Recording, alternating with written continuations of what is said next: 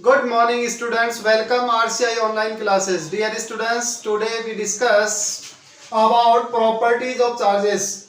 In previous lecture, first property of charges is additivity of charges, and next we are study second and third, conservation of electric charge, and third is invariance of electric charge. Conservation of electric charge and invariance of electric charge. तो first we are discuss conservation of electric charge को समझते हैं बेटा.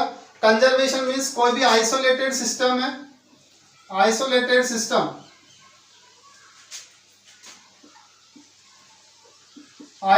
System में total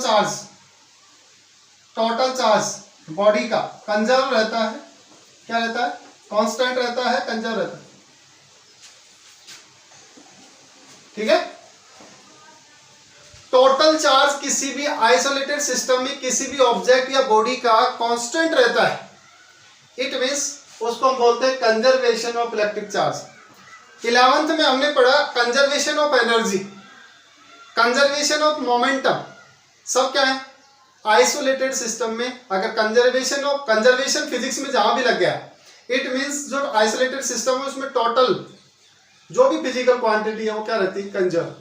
जैसे energy conservation तो total energy conserve, momentum conservation total momentum isolated system का conserve.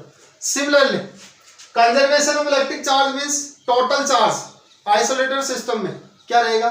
Conserve रहेगा. इसका मतलब ये हो गया कि चार्ज को ना तो डिस्टोर कर सकते और ना ही हम डिस्कवर कर सकते.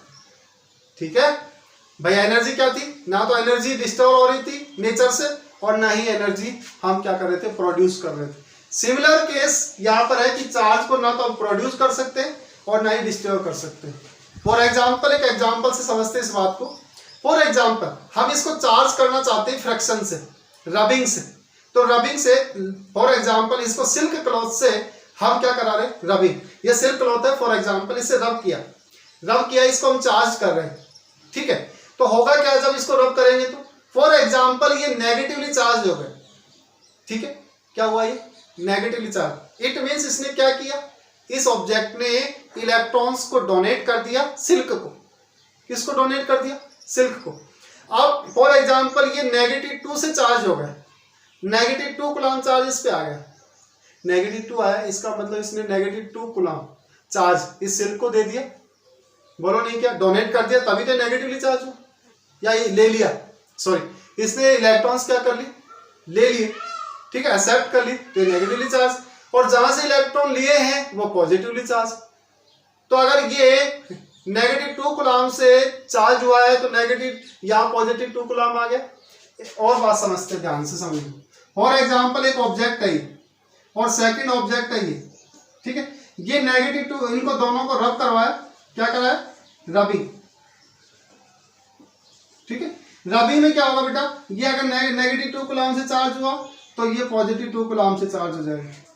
तो टोटल चार्ज क्या है इस कंप्लीट सिस्टम का? Conserve, constant. क्योंकि -2 और +2 0. बोलो नहीं क्या? इसका मतलब इसने इस पे -2 क्यों आया? क्योंकि इसने इलेक्ट्रॉन एक्सेप्ट कर लिए. इस पे +2 क्यों आया? इसने इलेक्ट्रॉन्स क्या कर दिए? डोनेट कर दिए. बोलो नहीं क्या? एक केमिस्ट्री की इक्वेशन से समझते इस बात. फॉर एग्जांपल हमारे पास है नाइट्रोजन 714. ठीक है. और केमिकल रिएक्शन होती है नाइट्रोजन से हमारे पास बनता है carbon C612 and plus 1s2. Clear? ये रिएक्शन हुई, इसको हम बोलते हैं, देखो कुछ चीजें मैं बता देता हूं. 1H1 प्रोटॉन, 1H1 को क्या बोलेंगे? प्रोटॉन. लिख लेना साइड में, proton. 1H2 deuteron, 2He4 alpha particle. Clear? तो यहां बना है 1H2 क्या है? ड्यूट्रॉन. H12 deuteron. ठीक है. तो यहां देखो इधर before equation total charge 7, proton is 7. ये प्रोटॉन्स को शो कर रहा है. और यहाँ पे आफ्टर इक्वेशन यहाँ पे 6 प्रोटॉन तो ये है बेटा, एंड प्लस 1 प्रोटॉन इसका, तो टोटल कितना है? 7. इसका मतलब टोटल रिएक्शन में चार्ज क्या है, कंजर्व। टोटल रिएक्शन में चार्ज क्या है, कंजर्व। क्लियर है। ये प्रोटॉन्स को शो करते हैं नीचे जो लगे हुए हैं, जब आप सेकंड फिजिक्स पढ़ेंगे तो वहां क्लियर हो जाएंगी चीजें। यहाँ इतना ध्यान रखना है कि बिफोर रिएक्शन और after reaction protons, number of protons and number of charge क्या है, इक्वल है। तो जो दिया गया आइसोलेटेड सिस्टम है वो क्या है, कंजर्व सिस्टम। और इसी को फॉलो करता है चार्ज। ये चार्ज की प्रॉपर्टी है कि ये कंजर्वेशन लॉ को फॉलो करता है, यानी कि चार्ज को ना तो डिस्कवर कर सकते हैं, ठीक है, प्रोड्यूस कर सकते हैं, और ना ही डिस्ट्रॉय कर सकते हैं। ठीक है, हाँ जी। नेक्स्ट समझते हैं। नेक्स्ट है invariance. Invariance of electric charge. Invariance of electric charge में समझते हैं। फॉर एग्जांपल ये हमारा कोई ऑब्जेक्ट है, ये ऑब्जेक्ट है और ये चार्ज है, ठीक है, और ये रेस्ट में। ऑब्जेक्ट किस में है, ये रेस्ट में। इस पे चार्ज है और ये रेस्ट में। फॉर एग्जांपल इस पे 2 कूलम चार्ज है और ये रेस्ट में। इनवेरियंस ऑफ चार्ज ये कहता है कि रेस्ट में जितना चार्ज है, अगर हम इसको मूवमेंट में लाएंगे, ये मूव करेगा ये ऑब्जेक्ट, तो भी इस पर कितनी भी वेलोसिटी से मूव करे, इस पर चार्ज उतना ही रहेगा, चार्ज की वैल्यू चेंज नहीं होगी। बात क्लियर है। यानी कि इस ऑब्जेक्ट पर चार्ज की वैल्यू रेस्ट में जितनी है, मूविंग में भी उतनी ही होगी। It means we can say invariance of electric charge means Q rest, यानी कि चार्ज रेस्ट में और मूविंग में क्या रहेगा बेटा, सेम। बात समझ में आई क्या। चार्ज मूविंग में और रेस्ट में दोनों ही कंडीशन में सेम रहेगा। कोई भी ऑब्जेक्ट चाहे रेस्ट में हो चाहे मूविंग में हो, चार्ज उस पर चेंज नहीं होगा। क्लियर है। इसी को हम बोलते हैं इनवेरियंस। क्या बोलते हैं इसको, इनवेरियंस, यानी कि चार्ज की वैल्यू चेंज नहीं होती। ठीक है। एक पर्टिकुलर केस है जिसको हम बोलते हैं स्पेसिफिक चार्ज। क्या बोलते हैं बेटा, स्पेसिफिक चार्ज। स्पेसिफिक चार्ज का फॉर्मूला है Q/m। ठीक है। स्पेसिफिक चार्ज का फॉर्मूला क्या, Q/m। अब ध्यान से समझना, चार्ज तो चेंज हो नहीं सकता, क्योंकि चार्ज की प्रॉपर्टी है कि चार्ज जितना रेस्ट में है, मूविंग में भी किसी भी ऑब्जेक्ट पे उतना ही रहता है, कोई इफेक्ट नहीं होता। लेकिन स्पेसिफिक चार्ज को समझते हैं। स्पेसिफिक चार्ज का फॉर्मूला है Q/m, यानी कि चार्ज अपॉन मास, उसको हम बोलते हैं स्पेसिफिक चार्ज। तो चार्ज तो मूविंग में चेंज नहीं होता, चाहे रेस्ट में रहे चाहे मूविंग में।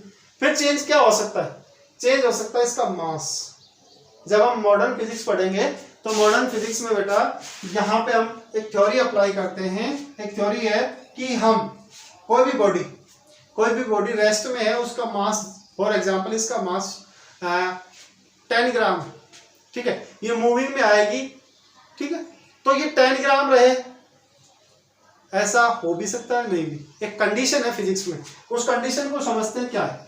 V इज इक्वल टू एक formula m is equal to m0 upon square root 1 minus v square upon c square. ये है मूविंग चार्ज और ये रेस्ट में चार्ज, और ये फॉर्मूला है बेटा ये, ठीक है। और इस लाइट की velocity and this is the particle velocity. v is particle velocity and c is the velocity of light, ठीक है।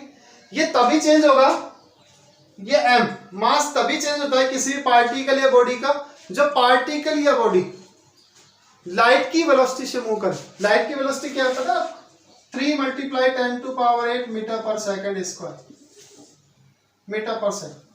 इस वेलोसिटी से अगर मूव कर रही है, लाइट की वेलोसिटी से अगर कोई भी ऑब्जेक्ट मूव करता है, तो उसका जो मास है वो क्या हो जाता है, चेंज हो जाएगा।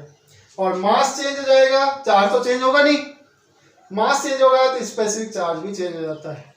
तो क्वेश्चन कंपटीशन में पूछा गया है कि कोई भी जो आपके पास बॉडी है उसका चार्ज रेस्ट में और मूविंग में सेम रहता है, तो क्या स्पेसिफिक चार्ज भी सेम रहेगा, स्पेसिफिक चार्ज चेंज होगा या नहीं। तो हम कहेंगे कि चेंज हो सकता है। उसके लिए कंडीशन है, और वो कंडीशन ये है कि यहाँ पे चार्ज तो चेंज नहीं होगा लेकिन मास चेंज होता है। मास भी तब चेंज होगा जब कोई भी पार्टिकल या बॉडी किससे मूव करेंगे, लाइट की वेलोसिटी से मूव करने लग जाता है। ये फॉर्मूले को ज्यादा वो नहीं करना, ये फॉर्मूला आएगा अपने आगे सेकंड फिजिक्स में, ठीक है ना। तो यहाँ पर C और V इक्वल हो जाएंगे, इस वजह से यहाँ पे चेंज आएगा, ठीक है। मैं इसको ज्यादा डीप जाना नहीं चाह रहा, बस इतना ध्यान रखना है कि मास चेंज होगा कब होगा, जब लाइट की वेलोसिटी से कोई भी ऑब्जेक्ट मूव करे, वरना पॉसिबल नहीं है। ठीक है, हर बात समझ में आई? ठीक है ना, आज के लिए इतना ही। और फिर भी कोई आपको डाउट लगे तो अब आपका टाइम टेबल आ रहा है बहुत जल्दी, तो आपको स्कूल में आके कोई भी टॉपिक आप इजीली मेरे से समझ सकते हैं। ठीक है, आज के लिए इतना ही। Thank you class.